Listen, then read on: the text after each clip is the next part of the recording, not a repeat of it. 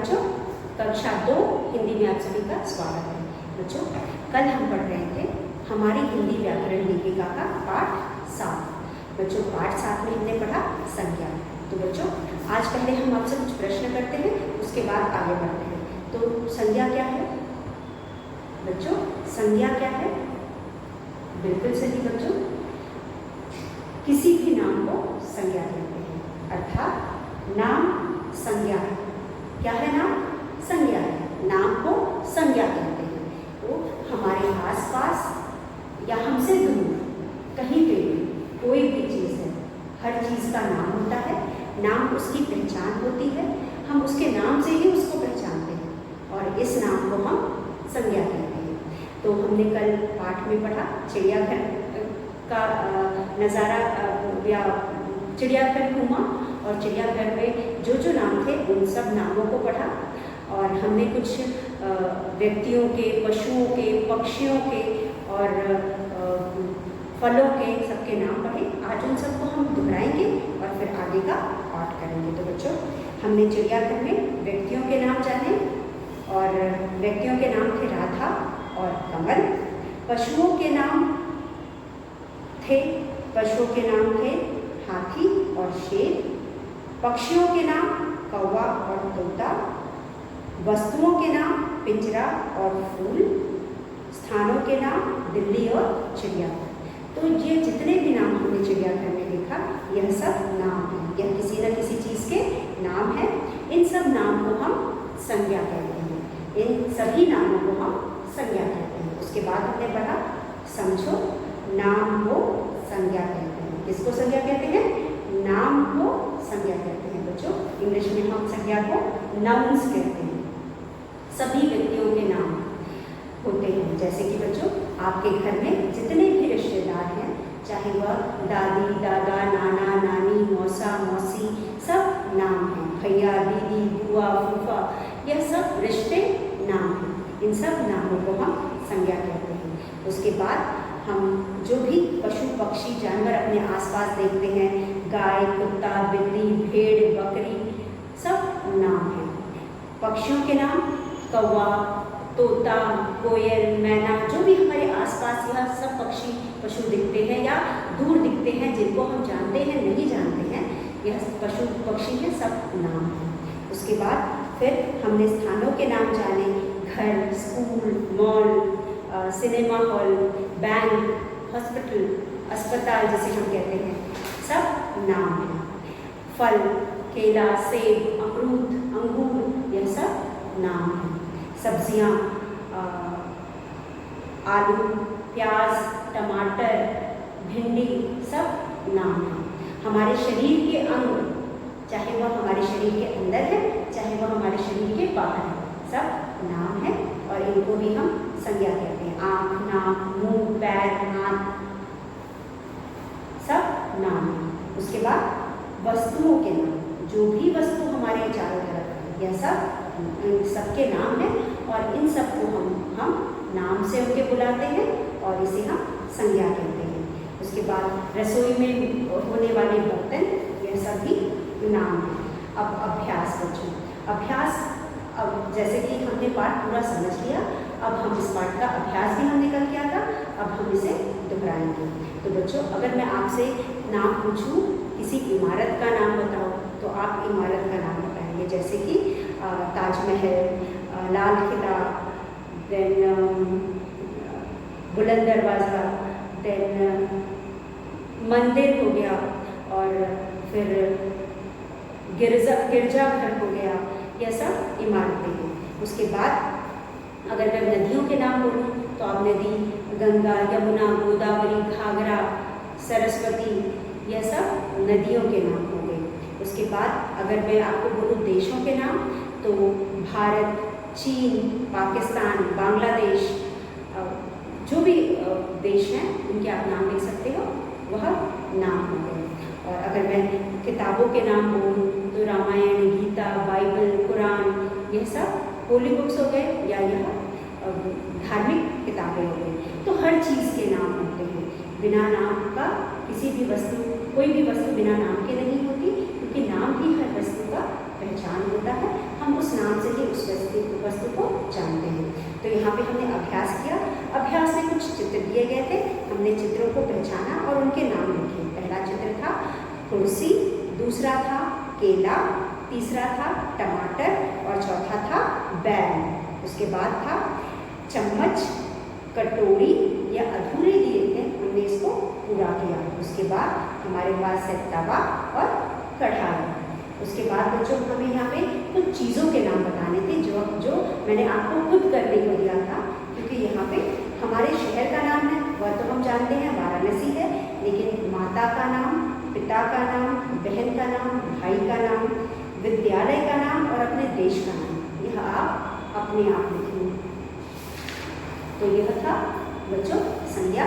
मुझे उम्मीद है कि संज्ञा आपको बहुत अच्छे से समझ में आ गया होगा और इससे संबंधित और भी हम अभ्यास करेंगे और आपसे पूछेंगे, वाक्य देंगे और आपसे पूछेंगे। जैसे कि बच्चों गीता नाच रही है, तो इस शब्द में संज्ञा क्या है? इस शब्द में गीता संज्ञा है। दादी रामायण पढ़ रही है, इस शब्द में संज्ञा क्या है? बच्चों रामायण एक पुस्तक है, वह भी संज्ञा है और दादी भी संज्ञा है। बच्चे फुटबॉल खेल रहे हैं, बच्चे भी संज्ञा है, फुटबॉल भी संज्ञा है। बच्चे मेला देखने जा रहे हैं, तो बच्चों यहाँ पे बच्चे और बच्चे संज्ञा है और बच्चे स्कूल जा रहे हैं, बच्चे संज्ञा है और स्कूल भी संज्ञा है। तो बच्चों इसी तरह आप वाक्य लिखेंगे और उसमें से संज्ञा शब्दों को ढूंढेंगे तो आपको खुद ही संज्ञा शब्दों का अभ्यास हो जाएगा और आप फिर कभी भी नहीं भूलेंगे। तो मुझे उम्मीद है कि आपको समझ में आ गया होगा। तो आज हम पढ़ेंगे अपना अगला पाठ। हमारा अगला पाठ है पाठ 8। हमारा अगला पाठ है पाठ 8। इस पाठ में बच्चों हम पढ़ेंगे लिंग। इस पाठ में हम पढ़ेंगे लिंग। तो बच्चों लिंग क्या होता है? लिंग क्या होता है बच्चों? जैसे कि हम जानते हैं हमारे आसपास जितनी भी चीज़ें हैं सबके नाम होते हैं, हमने पढ़ लिया और हम इसे संज्ञा कहते हैं। लेकिन ये जितनी भी चीज़ें होती हैं हमने इसे 2 ग्रुप में बांटा है, मतलब 2 विभागों में हमने इसको बांटा है। एक है आदमी और दूसरा है औरत। आदमी का अर्थ है पुरुष और औरत का अर्थ है स्त्री। तो बच्चों पुरुष को हम पुल्लिंग कहते हैं और स्त्री को हम स्त्रीलिंग कहते हैं और यह 2 प्रकार के लिंग हैं। बच्चों लिंग वह शब्द है जो किसी वस्तु के स्त्री या पुरुष होने का ज्ञात कराता है। मतलब लिंग वह शब्द है जो किसी संज्ञा शब्द को स्त्री या पुरुष होने का ज्ञात कराता है। तो बच्चों यहाँ पे हमारे पास 2 शब्द हैं, आदमी और औरत, यानी पुरुष और स्त्री। पुरुष यानी आदमी, उसे हम पुल्लिंग कहते हैं। स्त्री यानी औरत, उसे हम स्त्रीलिंग कहते हैं। बच्चों आपने यह कक्षा 1 में भी पढ़ा होगा, आपको यह पता है कि लिंग क्या होता है। तो लिंग वह शब्द होता है जो हमें स्त्री या पुरुष होने का ज्ञात कराता है और जो लिंग है उसके 2 भेद होते हैं। भेद का मतलब होता है प्रकार या टाइप्स। तो लिंग 2 तरह के होते हैं, एक होता है पुल्लिंग और दूसरा होता है स्त्रीलिंग। जैसे कि मैंने बताया कि अभी तक हम जानते हैं कि जो भी चीज़ें हमारे आसपास होती हैं वह 2 ग्रुप्स में डिवाइडेड है। इनको हम कहते हैं पुल्लिंग और स्त्रीलिंग। तो बच्चों आज हम यही पढ़ेंगे और इसमें हम और भी आगे जानेंगे। इतना तो हमें पता है, हम इन्हें कुछ उदाहरणों को लेकर के आगे पढ़ेंगे और समझेंगे। तो चलिए हम इसे पढ़ते हैं। तो यहाँ हमारे पास है लिंग। लिंग यानी जेंडर, जिसे हम इंग्लिश में जेंडर भी कहते हैं। और लिंग लिंग 2 तरह का होता है। जैसे कि हमने जाना लिंग लिंग हमने यहाँ पे 2 तरह के होते हैं और वह 2 लिंग होते हैं, स्त्रीलिंग और पुल्लिंग। तो चलिए पहले हम इनके बारे में जानते हैं। यहाँ पे पहले हमारे पास एक है पुल्लिंग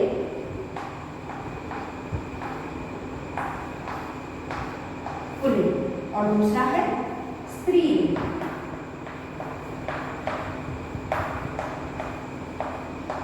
तो बच्चों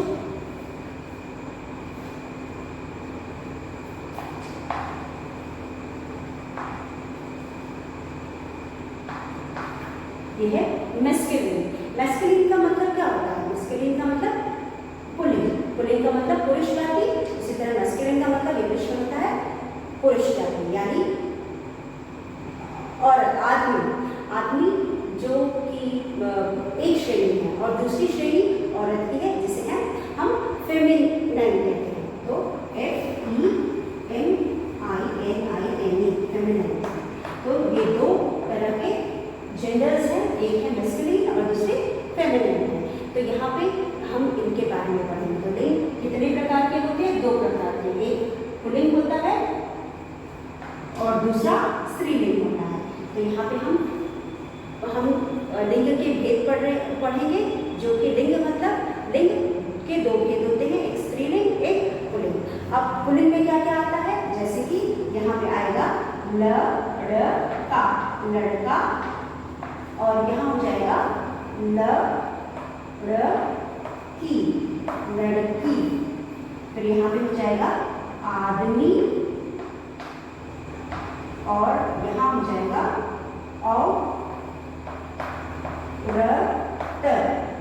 औरत, यहाँ हो जाएगा पिता, और यहाँ हो जाएगा माता। तो बच्चों वह शब्द जो हमें किसी संज्ञा शब्द के स्त्री या पुरुष होने का ज्ञात कराए, उसे हम लिंग कहते हैं। लिंग के 2 भेद होते हैं, एक स्त्रीलिंग एक पुल्लिंग या स्त्रीलिंग। और इसमें हमारे पास है, अगर हम बात करें लड़का, लड़की, आदमी, औरत, पिता, माता, दादा, दादी, चाचा, चाची, और बुआ, फूफा, और मुर्गा, मुर्गी, कुत्ता, कुतिया, उसके बाद गाय, बैल। तो यह सारे हर चीज़ 2 भागों में है। जैसे कि क में हमारे पास है भाग में लिखे हुए शब्दों में लड़का, दादा, राजा, रानी, मुर्गा। तो यहाँ पे राजा, मुर्गा, ये सब पुरुष जाति के हैं। ये सब किसकी जाति के हैं? पुरुष जाति के, इसलिए हम इन्हें पुल्लिंग कहते हैं। और बहुत सारे नाम जो कि लड़की, औरत, माता, जो स्त्री जाति के हैं, इसे हम स्त्रीलिंग कहते हैं। तो बच्चों यहाँ पे हमारे पास 2 जातियाँ दी गई हैं। हम जो भी चीज़ें यहाँ पे हमारे आसपास होती है वह 2 जातियों में बटी हुई है। एक होता है औरत जाति और दूसरा होता है आदमी। और औरत जाति को हम स्त्रीलिंग कहते हैं और आदमी या पुरुष को हम पुल्लिंग कहते हैं। तो हम इस पाठ में सिर्फ लिंग क्या है पढ़ेंगे, और लिंग के 2 भेद पढ़ेंगे, एक पुल्लिंग है और एक स्त्रीलिंग है। और उसी हिसाब से हमें यहाँ दी गई चीज़ों को हम इन 2 भागों में विभाजित करेंगे। तो बच्चों उसके बाद हमारे पास है भाग ख में लड़की, दादी, रानी, मुर्गा, यह सब स्त्री जाति के हैं। इसलिए हमें इन शब्दों को पढ़कर स्त्री जाति के बारे में पता चलता है। तो अगर हम पुल्लिंग शब्दों को पढ़ते हैं तो हमें पुरुष जाति के बारे में पता चलता है, और अगर हम स्त्री शब्दों के बारे में पढ़ते हैं तो हमें स्त्री जाति का पता चलता है। तो बच्चों यहाँ पे हमारे पास हर चीज़ 2 चीज़ों में बटी हुई है। वह शब्द जो हमें पुरुष जाति का ज्ञात कराए उसे हम पुल्लिंग कहते हैं, और वह शब्द जो हमें स्त्री जाति का ज्ञात कराए उसे हम स्त्रीलिंग कहते हैं। और उसके बाद चलिए हम कुछ उदाहरण देखते हैं। अब उदाहरण के साथ हमसे समझने की कोशिश करते हैं। तो हम इसके पहले जाएंगे, और पहला है हमारे पास पुल्लिंग,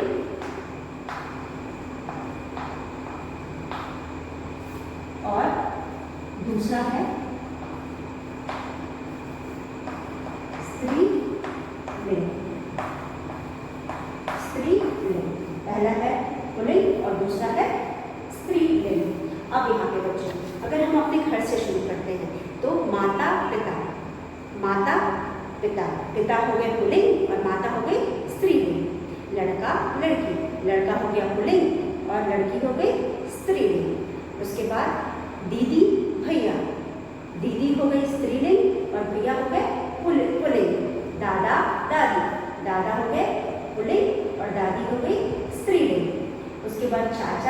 पुल्लिंग और चाची स्त्रीलिंग।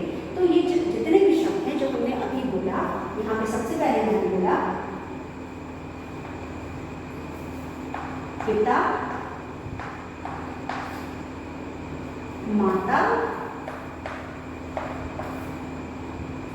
लड़का,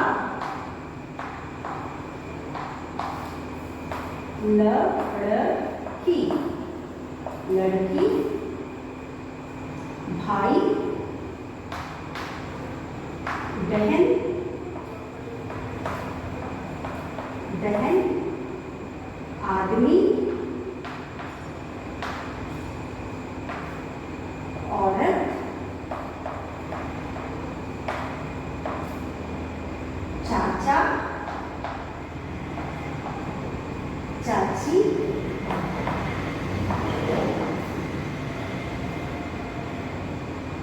दादा, दादी। तो बच्चों ये है पुल्लिंग, पिता, लड़का, भाई, आदमी, चाचा, दादा। इन शब्दों से हमें किसके बारे में पता चलता है? इन शब्दों से हमें किस जाति के बारे में पता चलता है? पुरुष जाति के बारे में पता चलता है, इसलिए हम इन्हें पुल्लिंग कहते हैं। पिता, लड़का, भाई, आदमी, चाचा, दादा। इन शब्दों से हमें पुरुष जाति के बारे में पता चलता है, इसलिए हम इन्हें पुल्लिंग कहते हैं। माता, लड़की, बहन, औरत, चाची, दादी। इन शब्दों से हमें स्त्री जाति के बारे में पता चलता है, इसलिए हम इन्हें स्त्रीलिंग कहते हैं। तो चलिए हम कुछ और उदाहरणों को देखते हैं। हमारे पास कुछ और उदाहरण हैं, जैसे कि राजा, रानी, राजा, रानी, माली, मालिक। तो बच्चों जैसा कि मैंने बताया, राजा, रानी, धोबी, धोबन, माली, मालिक, और या फिर बैल, गाय, आदमी, औरत, नौकर, नौकरानी, फिर शेर, शेरनी, मुर्गा, मुर्गी, राजा, रानी, चूहा, चूहिया, जेठ, जेठानी, मामा, मामी, बालक, बालिका, लड़का, लड़की, भाई, बहन, अध्यापक, अध्यापिका, बेटा, बेटी, बूढ़ा, बुढ़िया। यह सारे शब्द हमारे लिंग हैं। तो बच्चों इनमें से एक जाति के का शब्द हमें पुरुष जाति का ज्ञात करा रहा है और दूसरे जाति का शब्द हमें स्त्री जाति का ज्ञात करा रहा है, इसलिए इन दोनों शब्दों को हम एक साथ लिंग कहेंगे। तो बच्चों वह शब्द जो हमें स्त्री या पुरुष जाति का बोध कराए उसे हम लिंग कहते हैं। तो वह शब्द जो हमें स्त्री या पुरुष जाति का बोध कराए उसे हम लिंग कहते हैं। लिंग के दो भेद होते हैं, पुल्लिंग और स्त्रीलिंग। स्त्री जाति के शब्द स्त्रीलिंग में आते हैं और पुरुष जाति के शब्द पुल्लिंग में आते हैं। तो यहाँ पे हमें कुछ उदाहरण दिए गए हैं जो कि मैंने अभी आपको बताया, उसे एक बार हम फिर पढ़ करके दोहराते हैं। तो बच्चों आपके किताब में कुछ उदाहरण दिए गए हैं, तो चलिए उसे हम पढ़ते हैं।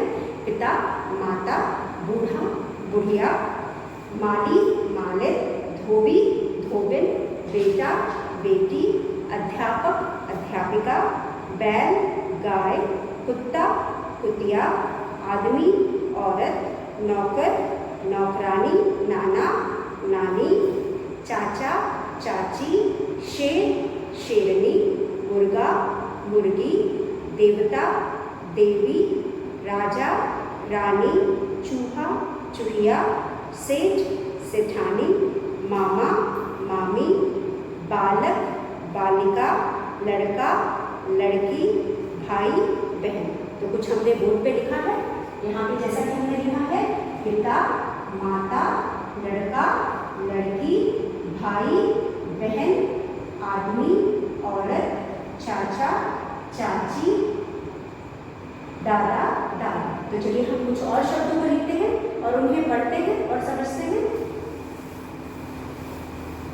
तो वो शब्द जो पुरुष जाति के होते हैं उसे हम पुल्लिंग कहते हैं और जो शब्द स्त्री जाति के होते हैं उन्हें हम स्त्रीलिंग कहते हैं। तो हमारे अगले शब्द है बूढ़ा,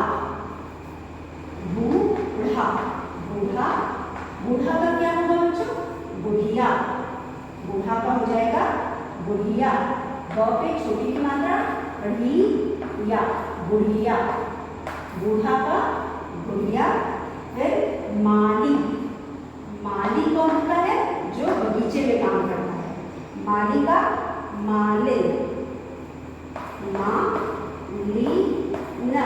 मालिन।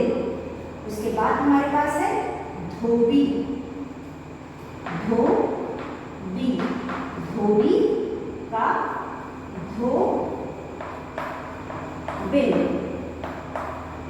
बच्चों इसको हम धोबिन भी कह सकते हैं और हम इसे धोबन भी कह सकते हैं। उसके बाद बेटा, बेटा, बेटा, बेटी, बेटी। और उसके बाद अध्यापक, अध्यापक, अध्यापक, अध्यापिका, अध्यापिका। तो चलिए जो शब्द हमने लिखे उन्हें पहले एक बार पढ़ लेते हैं। तो यहाँ पे हमने कुछ और लिंग शब्द लिखे, बूढ़ा, बुढ़िया, माली, मालिन, धोबी, धोबिन, बेटा, बेटी, अध्यापक, अध्यापिका। तो बच्चों यह कुछ और शब्द हैं। यह शब्द जो पुरुष जाति के हैं इसे हम पुल्लिंग कहते हैं, और जो शब्द स्त्री जाति के हैं या स्त्री जाति का बोध कराएं उसे हम स्त्रीलिंग कहते हैं। उसी तरह जो शब्द पुरुष जाति के बोध कराएं हम उसे पुल्लिंग कहते हैं। तो चलिए एक बार फिर हम इसे पढ़ते हैं। बूढ़ा, बुढ़िया, माली, मालिन, धोबी, धोबिन, बेटा, बेटी, अध्यापक, अध्यापिका। तो बच्चों जो भी आपको समझ में आ रहा होगा। उसके बाद हम कुछ और उदाहरणों को लेते हैं और समझते हैं। हमारे पास अगले उदाहरण है बैल, बैल गाय, बैल गाय। उसके बाद हमारे पास है कुत्ता, कुतिया,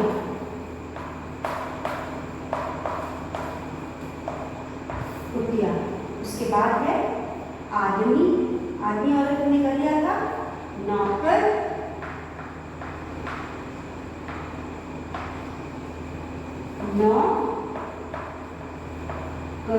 नौकरानी, नौकरानी। उसके बाद है नाना,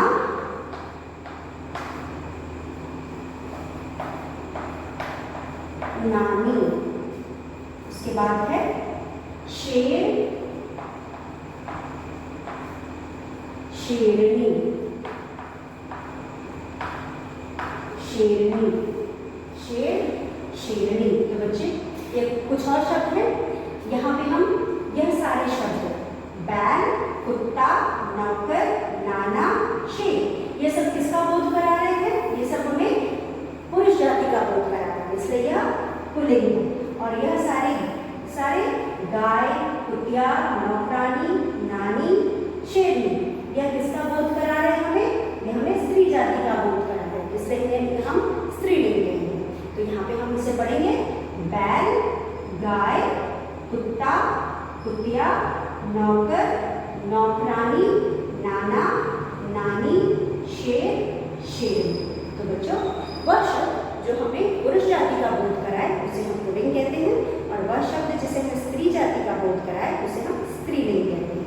तो बच्चों यहाँ पे हमारे पास दो प्रकार के या दो लिंग के भेद हैं, एक पुल्लिंग है, एक स्त्रीलिंग है। हमने इनके लिंगों के हिसाब से इनको अलग अलग हमने ग्रुप में बांटा हुआ है और हम इसे पढ़ रहे हैं। जैसे बैल, गाय, कुत्ता, कुतिया, नौकर, नौकरानी, नाना, नानी, शेर, शेरनी। तो चलिए बच्चों आगे हम पढ़ते हैं।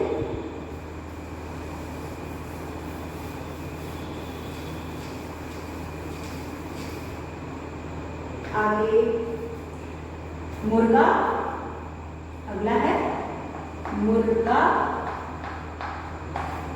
मुर्गी, मुर्गा, मुर्गी। उसके बाद है देवता, देवता, देवी। फिर है राजा, रानी। फिर है चूहा, चूहिया।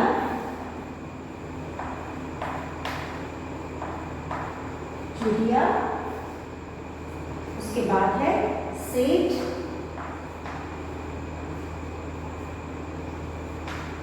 सेठानी, सेठानी।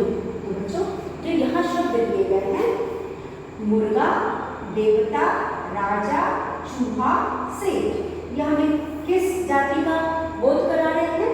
यह हमें पुरुष जाति का बोध करा रहे हैं, इसीलिए हम इनको पुल्लिंग कहेंगे। और मुर्गी, देवी, रानी, चूहिया, सेठानी, यह हमें स्त्री जाति का बोध करा रहे हैं, इसलिए हम इन्हें कहेंगे स्त्रीलिंग। मुर्गा, मुर्गी, देवता, देवी, राजा, रानी, चूहा, चूहिया, सेठ, सेठानी। तो बच्चों इस तरह से यह है लिंग। और अगला शब्द हमारे पास है, उन्हें भी हम लिख करके समझ लेते हैं। मामा, मामी, मामी। फिर है हमारे पास बालक, बालिका, बालिका।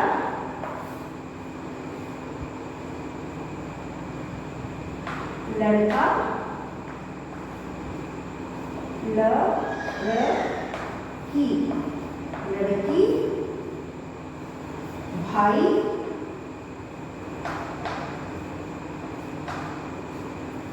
बहन,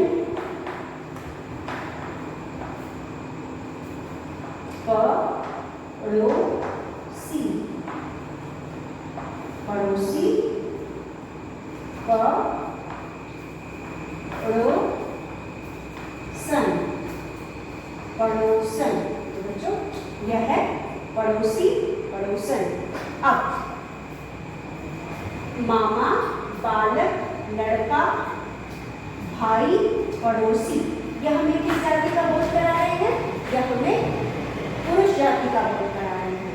मामी, बालिका, लड़की, बहन, पड़ोसन, ये किस जाति का हमें बोध करा रहे हैं? यह स्त्री जाति का बोध करा रहे हैं, इसलिए हम इसे स्त्रीलिंग कहेंगे।